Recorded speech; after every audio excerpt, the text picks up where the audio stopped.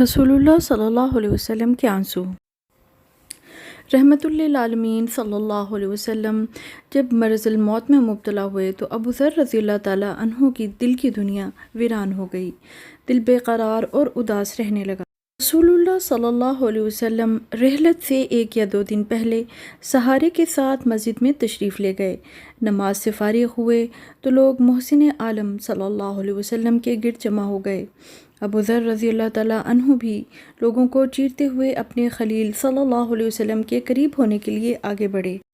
لوگوں سے نبی صلی اللہ علیہ وسلم کا گفتگو فرمانا حضرت ابو ذر رضی اللہ تعالیٰ عنہ کے لیے وجہ سکون بن گیا۔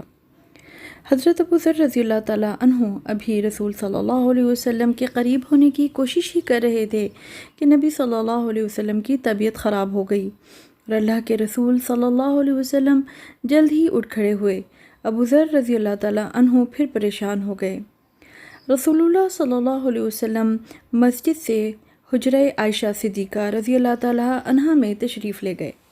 رسول اللہ صلی اللہ علیہ وسلم بستر پر پڑے ہوئے تھے کہ حضرت ابو ذر رضی اللہ تعالیٰ عنہ کا خیال آ گیا۔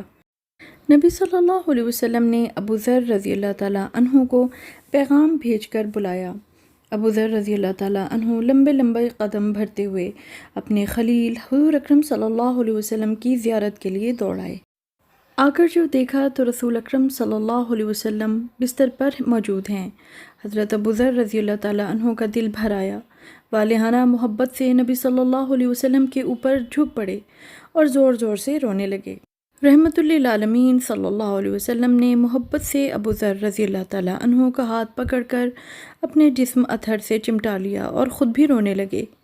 یہ بڑا ہی رقت انگیز منظر تھا جس کو دیکھ کر آپ صلی اللہ علیہ وسلم کے پاس بیٹھے ہوئے اصحاب بھی رونے لگے۔ پھر آپ صلی اللہ علیہ وسلم نے حضرت ابو ذر رضی اللہ تعالیٰ عنہ کو تسلی دی۔ اس کے تھوڑا عرصہ بعد ہی رسول صلی اللہ علیہ وسلم نے اس جہان فانی کو چھوڑ دیا اور اپنے خالق حقیقی سے جا ملے۔ انا للہ و انا الیہ راجعون۔